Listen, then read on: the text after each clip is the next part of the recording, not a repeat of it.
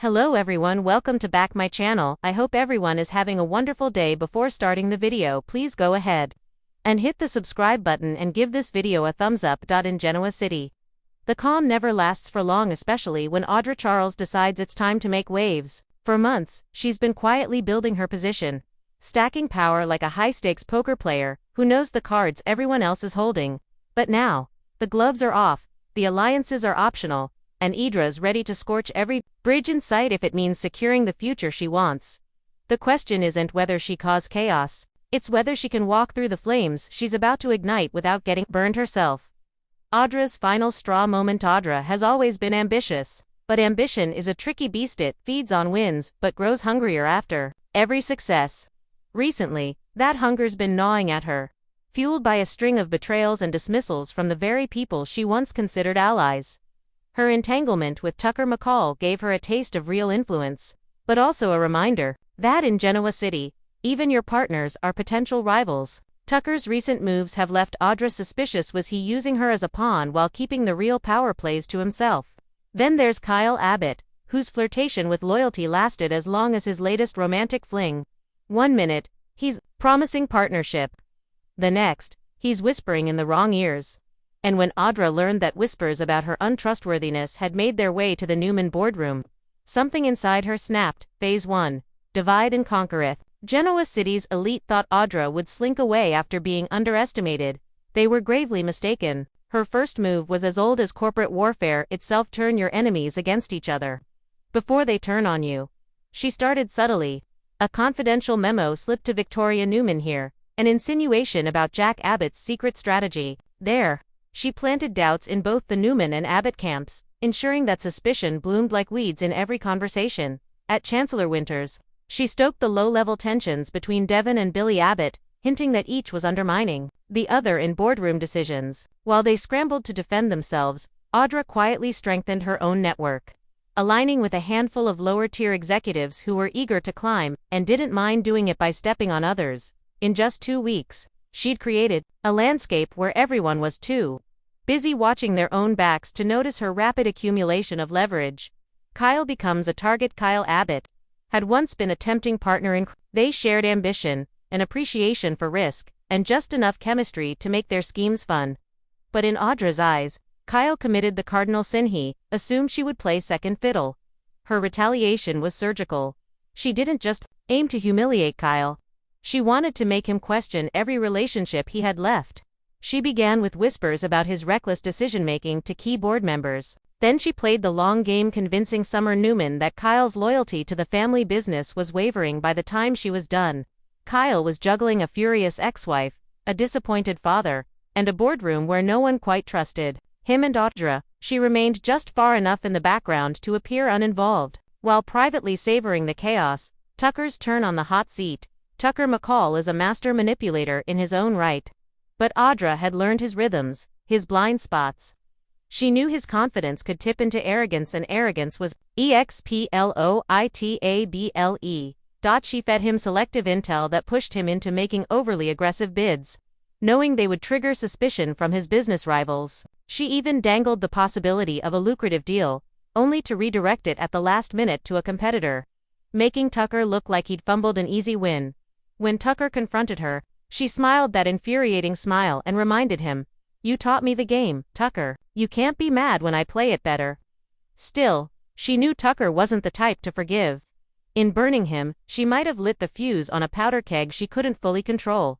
The public strike. Audra's moves had been quiet until now, but the time came to make a statement, one no one in Genoa City could ignore.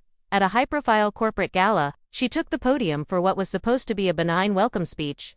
Instead, she delivered a masterclass in controlled detonation. In 10 minutes, she managed to accidentally reveal a Newman strategy leak, question Chancellor Winters' financial transparency, and drop a pointed remark about the Abbott family's personal distractions impacting their leadership. The room went silent, then it buzzed. By the time the champagne was poured, her words were the only topic of conversation. In a single night, Audra had shifted the city's power balance and painted a massive target on her back.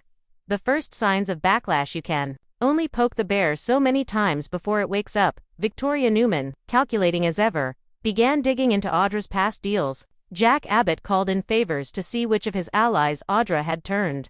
Even Devon Hamilton Hood often underestimated her, quietly initiated an internal review of every project she'd touched at. Chancellor Winters, the whispers about Audra's untrustworthiness evolved into open accusations. People who'd once been charmed by her confidence began to see it as ruthlessness. And for the first time in months, doors started to close in her face. An unlikely lifeline, just as it seemed the city was uniting against her. Audra got an unexpected call from Nate Hastings. Nate had been on the receiving end of his fair share of corporate exile, and he recognized the position Audra was in. He proposed a temporary alliance. She could help him reclaim influence at Newman, and he could shield her from some of the heat. It was tempting, but Audra knew that in Genoa City, every alliance comes with strings, and if she tied herself to Nate, she'd inherit not just his protection, but his enemies. The Tucker factor gain. If there was anyone Audra couldn't afford to ignore, it was Tucker.